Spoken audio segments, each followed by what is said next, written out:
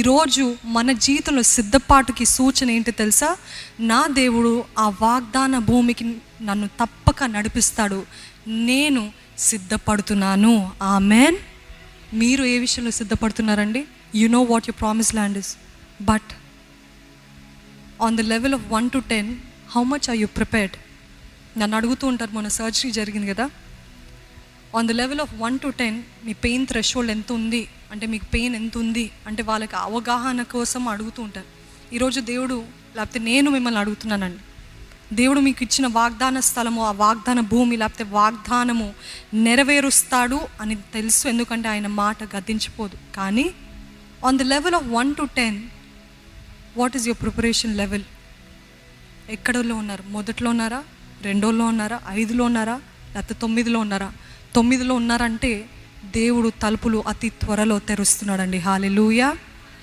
He will open the doors, he will open the doors, but are you ready? ఈరోజు మన విశ్వాసాన్ని దేవునికి కనపరచాలి అని అంటే దేవుడు మన సిద్ధపాటుని అడుగుతున్నాడు. 3 రోజుల్లో మీరు కనాను దేశంలోకి అడుగు పెడతారు. ఈరోజు మీకు 3 రోజులు పట్టచ్చేమో మీ సిద్ధపాటును బట్టి, లేకపోతే 3 నెలలు పట్టచ్చేమో మీ సిద్ధపాటును బట్టి, లేకపోతే 3 సంవత్సరాలు పట్టచ్చేమో మీ సిద్ధపాటును బట్టి. It is your preparation that makes God open doors, మన సిద్ధపాటును బట్టి. కానీ దేవుడు ఒక ప్రవచన పూర్వకంగా చెప్పమంటున్నాడు ఏంటిదంటే, your time is coming soon. The day that you enter in to the promise land is very near. వాగ్దాన భూమి, లేకపోతే మీ వాగ్దానపు నెరవేర్పు అతి త్వరలో ఉంది. కానీ మీరు సిద్ధపడాలి. సిద్ధంగా ఉన్నారా? సిద్ధంగా ఉన్నారా? ఒకవేళ సిద్ధంగా లేని ఎడల వెంటనే మీరు no more distractions, no more watching false movies, cinemas, అవి humour, comedy, social media, internet, TV, స్నేహితులు, బంధువులు, పెళ్ళిళ్ళు, ఇవి అన్నీ కూడా మన పిలుపు నుండి మనకి డిస్ట్రాక్షన్స్, మన దృష్టి, మన దర్శనము, విజన్ నుండి డిస్ట్రాక్షన్స్. ఇలాగ తిన్నగా వెళ్ళాల్సిన వారం ఇటు అటు ఇటు అటు ఇటు అటు ఇస్రాయేలీ లాగానే 11 రోజులు చేరగలుగుతారంట, 40 సంవత్సరాలు పట్టిందంట, వారి సన్గుడు బట్టి, కొనుగుడు బట్టి, వారి పాపాలు బట్టి, అన్నిటిని బట్టి. ఈరోజు మన జీవితాల్లో కూడా God is saying you are so close, but your distractions are taking you far from God, far from your promised land. ఏంటది మిమ్మల్ని డిస్ట్రాక్ట్ చేస్తుందండి? ఎంతోమంది ఫోన్స్లో చాలా చాలా గంటల తరబడి మాట్లాడుతూ ఉంటారు, స్నేహితులతో, స్నేహితురాలతో, లేకపోతే బంధువులతో. దయచేసి మీకు ఒక విన్నపం, one small request, don't spend too much time on phone calls. అవసరం లేదండి. It's not worth it, it's not worth it. నిజంగా సహాయం కోసము మీరు ఎవరికైనా మీరు మాట్లాడుతున్నారు, లేకపోతే దేవుని మాటలు చెప్తున్నారు, లేకపోతే వారు చావు బ్రతుకుల్లో ఉన్నారంటే, మానసికంగా చాలా కృంగిపోయి ఉన్నారంటే వారితోటి మీరు సమయం గడపండి. కానీ వీరి మాటలు, వారి మాటలు, కొండాలు, గాసిప్స్, లేకపోతే చూడు ఆ బంధువులు ఇట్లా చేస్తారు, ఇంత బంగారం ఇచ్చారంట, ఇన్ని స్థలాలు కొనుక్కున్నారంట, ఈ పొలాలు కొనుక్కున్నారు. అవసరం లేదండి. నా దేవుడు భూమి ఆకాశాల్ని సృజించిన దేవుడు నాకు ఇవ్వడా ఇస్తాడా? It doesn't matter. Don't talk about cheap things that pass away. క్షణికమైన వాటి కోసము మాట్లాడి సమయాన్ని వృధా చేసుకుంటూ దేవునితోటి, లేకపోతే మీ దృష్టి వాగ్దాన భూమికి మీరు చేరకుండా ఇవన్నిటిని దయచేసి విడిచిపెట్టండి. ఫోన్ కాల్స్ కానివ్వండి, సమయం స్నేహితులతో గడపటం కానివ్వండి, అట్లా అని మొత్తానికి అసలు కట్ ఆఫ్ చేయమనట్లేదు. There should be a limit, boundaries, అన్నిటికీ కూడా సరిహద్దుల్ని పెట్టండి. రోమిల్కి రాసిన పత్రిక 4వ అధ్యాయము 17 నుండి 18 వరకు. తాను విశ్వసించిన దేవుని ఎదుట, అనగా మృతులను సజీవులనుగా చేయువాడును, లేని వాటిని ఉన్నట్టుగానే పిలిచివాడునైనా దేవుని ఎదుట అతడు మనకందరికీ తండ్రి అయి ఉన్నాడు. ఇందును గూర్చి నిన్ను అనేక జనములకు తండ్రినిగా నియమించి తిని అని వ్రాయబడి ఉన్నది. నీ సంతానము ఈలాగు ఉండనని చెప్పిన దాన్ని బట్టి తాను అనేక జనములకు తండ్రి అగునట్లు నిరీక్షణకు ఆధారము లేనప్పుడు అతడు నిరీక్షణ కలిగి నమ్మెను. అతను నిరీక్షణ కలిగి నమ్మెను. ఆఖరిగా నేను చెప్పదలుచుకుంది ఏంటిదంటే, you cannot step into the promise land with an old mindset. నమ్ముతున్నారా? నూతన వాగ్దానపు భూమిలోకి అడుగు పెట్టాలంటే పాత ఆలోచనలు, పాత వ్యక్తిత్వాలు, పాతవి అవన్నీ మోసుకుంటూ మీరు ఆ నూతన వాగ్దాన భూమిలోకి అడుగు పెట్టలేరు.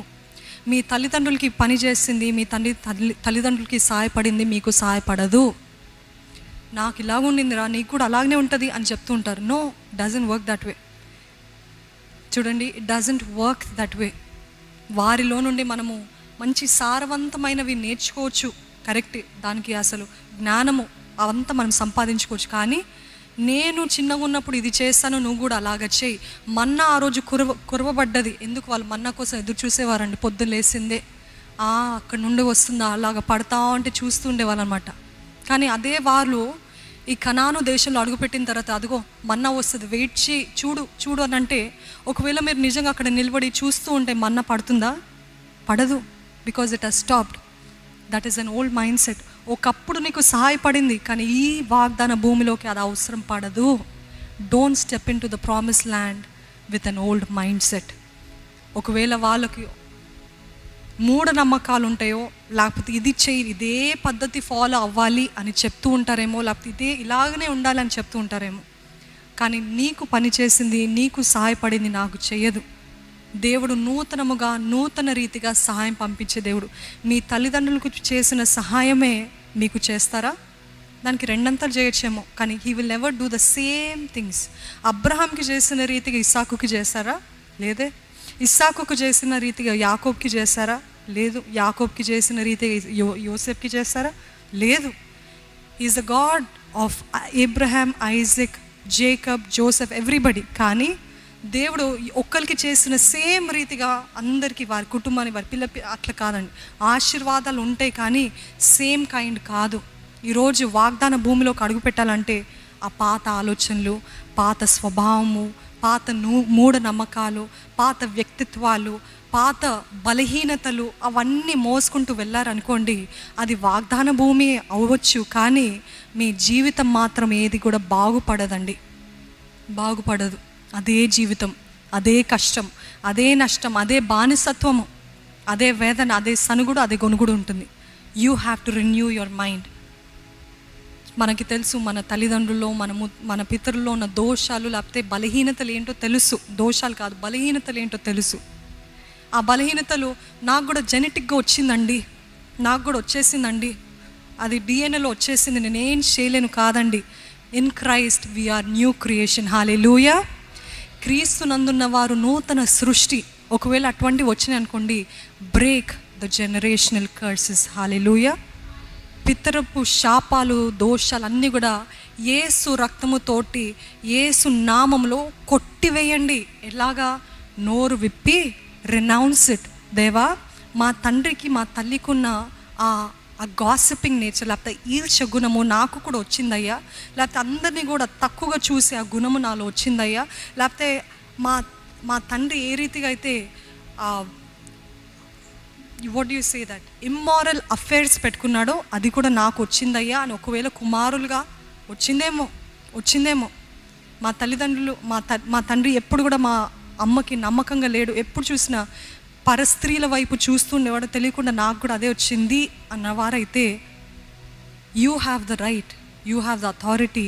మీరు నోరు విప్పి దేవా దాని నుండి నన్ను విడిపించు అని అంటే, నిజంగా అప్పుడు మీ జీవితం పైన ఉన్న ఆ శాపము, ఆ బలహీనత క్రీస్తు రక్తము బట్టి, క్రీస్తు నామంలో ఉన్న అధికారం బట్టి తెంపివేయబడుతుంది. నమ్మిన వారు ఆమెన్ చెప్దామండి. ఈరోజు ఏ బలహీనతలు మీ తల్లిదండ్రులో లేకపోతే మీ కుటుంబంగా పితృపారంపర్యంగా వచ్చిన వ్యర్థ ప్రవర్తన ఏమైతే మీలో మీకు కనపడదేమో, కానీ వెళ్ళగా తెలుస్తుంటుంది. పిల్లలు పుట్టిన తర్వాత తెలుస్తుంది, లేకపోతే వివాహం అయిన తర్వాత తెలుస్తుంది. అప్పటి వరకు ఏంటి మా అమ్మ నాన్న ఇలాగ బిహేవ్ చేస్తారు, కానీ తెలియకుండా మీరు కూడా కొన్ని సంవత్సరాల తర్వాత ఆ రీతిగా బిహేవ్ చేస్తుంటే, oh I think I have got it, but I will not let this determine my future. Amen. నేను పొందుకున్నంత మాత్రం నేను దీంతో జీవించను.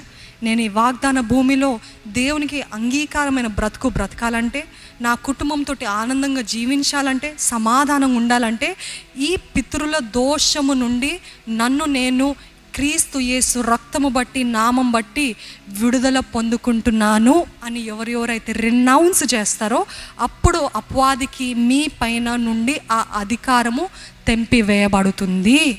ఆమెన్. వాగ్దాన స్థలంలోకి అడుగు పెట్టకుండా చేస్తున్న మీ బలహీనతల, నీ వీక్నెసెసా? దేవా, ఐ రినౌన్స్ ఇట్. నోరు విప్పి చెప్పండి, దేవా నేను విడిచిపెడుతున్నానయ్యా. దీనికి నా పైన ఉన్న అధికారాన్ని యేసు నామంలో తెంపివేస్తున్నానని చెప్పండి.